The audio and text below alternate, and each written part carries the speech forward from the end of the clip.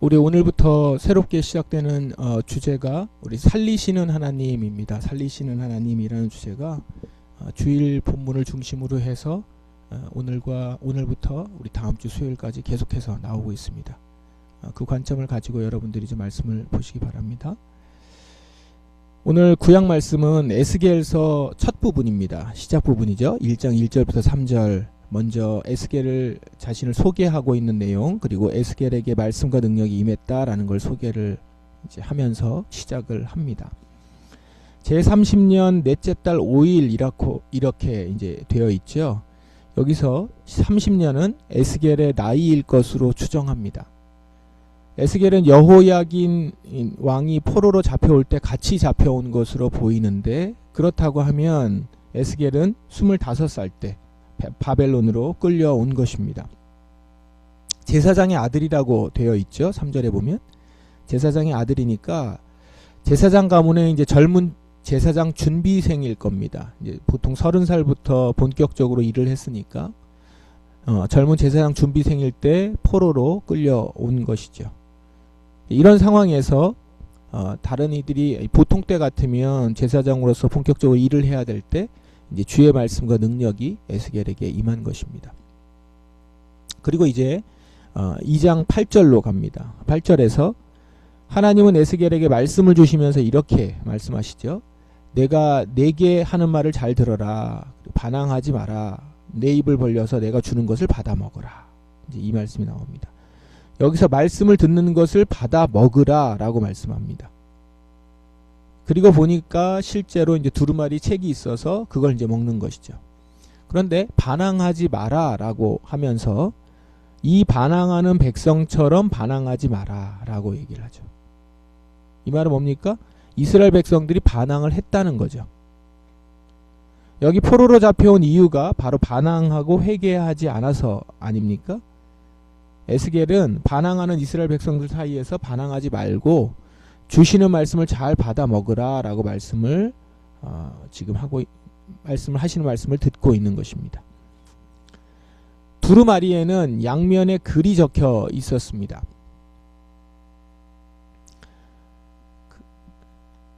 그 내용은 뭡니까? 10절에 보시면 탄식과 애가와 재앙의 글이 적혀 있었다라고 하죠. 하나님이 반항하는 백성들을 향한 마음이신 거겠죠. 탄식과 애가, 그리고 그에 따른 재앙의 글. 주님은 에스겔에게 이것을 먹고 전하라 라고 하십니다. 먼저 먹고 그 다음에 전하는 것이죠. 이 말씀은 뭘 보여줍니까? 말씀을 들은 사람은 먼저 그것을 자기 것으로 소화해서, 즉 내면화하여서 그것을 전해야 한다라는 것입니다. 에스겔은 주님이 넣어주시는 두루마리를 먹습니다. 그래서 먹었더니 그것이 입에는 꿀같이 달았다라고 하죠.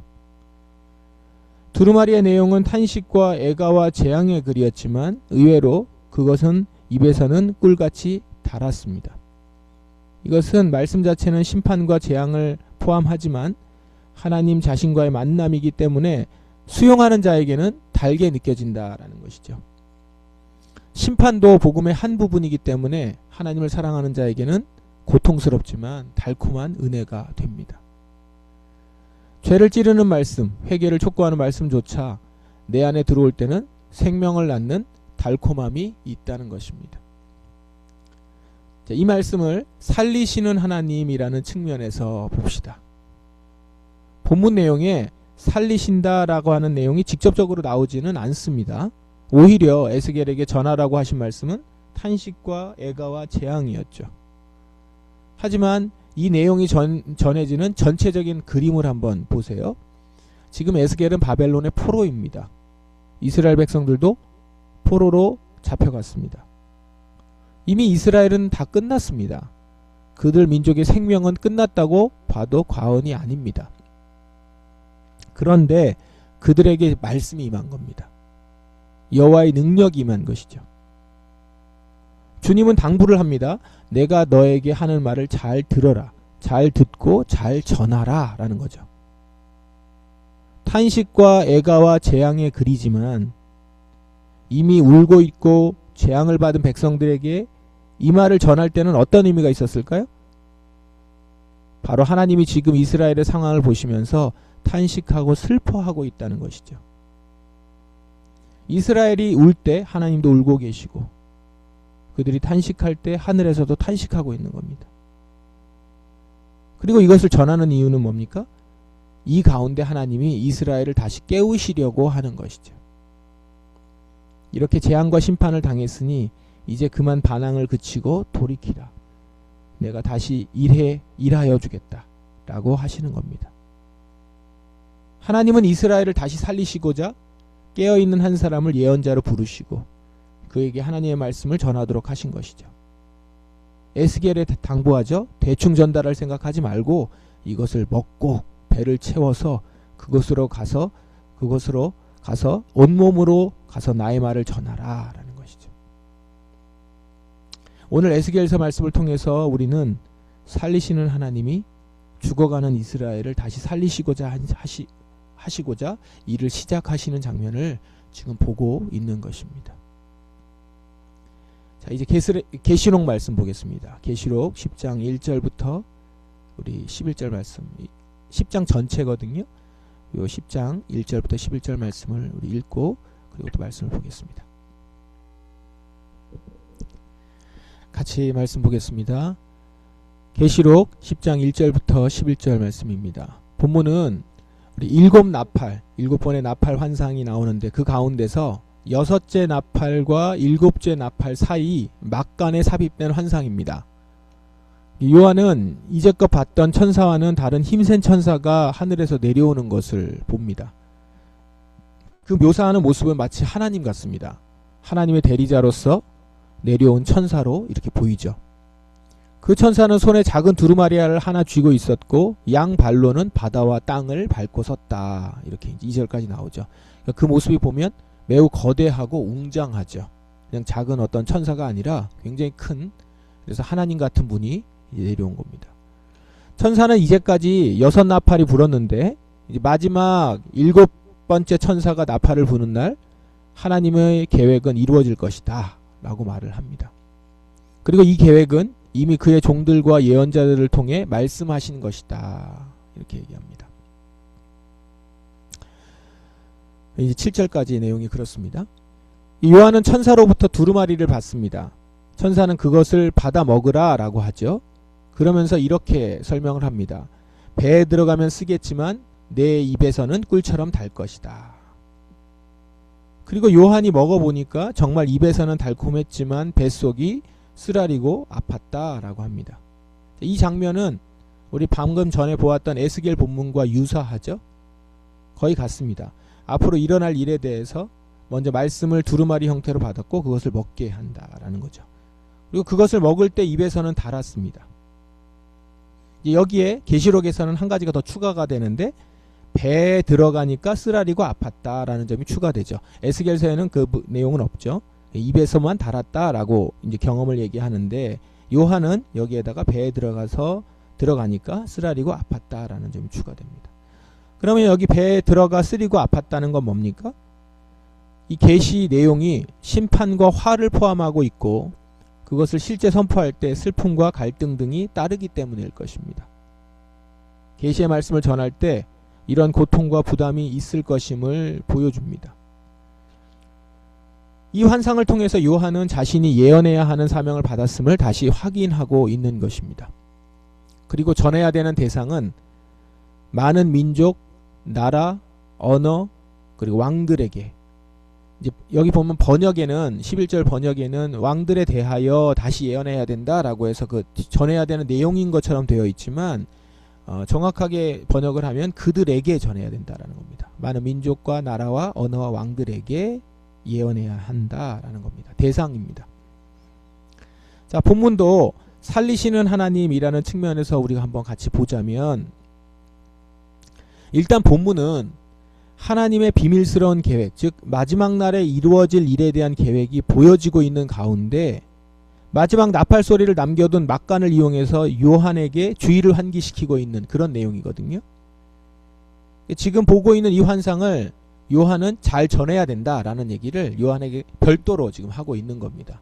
일곱 환상이 있고 있는 가운데 여섯 번째에서 일곱 번째 사이에 요한에게만 다른 환상을 하나 보여주면서 이 환상, 지금 보여주고 있는 환상을 너는 잘 전해야 된다라는 겁니다. 그런데 처음에는 교회에 잘 전하라는 사명인 줄 알았는데 처음에 그 요한계시록 1장부터 3장에는 이 교회에 잘 전하라는 얘기가 나오거든요. 근데 교회에 잘 전하라는 사명인 줄 알았는데 지금 보니까 교회뿐만 아니라 민족과 나라와 언어와 왕들, 즉 모든 열방에게 전해라라는 겁니다. 그들에게 전해지는 대상으로서 이 환상이라는 거죠. 그러면 이렇게 전하라고 하신 목적은 뭔가요? 이 재앙 가운데 돌이켜서 회개하고 믿음으로 살게 하려는 것이죠. 그래서 살리시려고 한다라는 겁니다. 재앙은 이루어지지만 그 가운데 하나님의 백성을 살리시려는 것입니다. 막간을 이용해서 지금 이야기하고 있다고 그랬죠. 막간을 이용하는 것은 이 재앙의 목적을 다시 한번 환기시키고자 함입니다.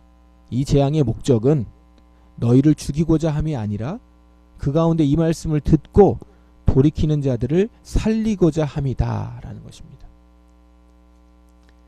말씀을 종합해 봅시다. 두 본문은 에스겔서 본문과 계시록 본문은 모두 하나님께서 당신의 종으로 하여금 범죄한 백성들에게 재앙의 메시지를 전하라고 하신 내용이에요. 그리고 전하는 종들은 먼저 그 말씀을 먹고 자신의 것으로 소화해서 그것을 온전히 전해야 합니다. 이 재앙의 내용을 백성들에게 전하라고 하신 이유는 말씀을 듣고 돌이키게 하기 위해서죠. 그래서 이 재앙에서 살아남으라 라는 것입니다. 살리시고자 이 재앙의 말씀을 당신의 종들을 시켜서 전하고 계신 것이죠. 오늘 우리에게 이 말씀이 여전히 전해진 이유도 마찬가지입니다. 이 재앙의 메시지. 오늘 우리에게 들려주시는 이유가 무엇입니까? 이 말씀을 듣고 돌이켜서 그 가운데 살게 하기 위해서이죠. 그러므로 여러분, 우리가 에스겔서 예언과 계시록의 말씀 내일도 계속 보게 될 텐데 이 말씀은 우리에게 재앙으로 위험을 얘기하려고 하시는 것이 아니라 우리를 살리기 위해서 주신 것입니다. 물론 위험한 일들을 보며 거기서 경각심을 갖고 살리기 위한 것이죠. 여러분, 이 말씀에서 살리시는 하나님의 음성을 들으실 수 있기를 바랍니다. 살리시고자 하나님 당신이 탄식하는 소리, 슬퍼하시는 애가를 들으십시오. 하나님의 안타까운 사랑의 목소리를 이 말씀들 가운데서 들으시기 바랍니다. 화를 내고 계시나 그 마음에는 울고 계시는, 슬퍼하고 계시는 우리 하나님 아버지의 목소리를 이 에스겔서와 우리 계시록의 말씀을 통해 들으실 수 있기를 바랍니다. 오늘도 악에서 돌이켜 생명으로 이끄시려는 하나님의 손길을 여러분 느끼시면서 그분 안에서 살아가는 여러분들 되시기를 바랍니다. 주 안에 생명이 있습니다. 살아계신 하나님을 만나시기를 주의 이름으로 축원합니다. 기도하겠습니다. 오늘 우리 말씀을 기억하시고 또 말씀을 여러분 가운데서 느끼시면서 살리시는 하나님, 살리시는 하나님 안에서 안식하고 그 안에서 누리는 이 시간이 되길 원합니다. 이렇게 여러분 충분히 기도하시다가 돌아가시기를 바랍니다.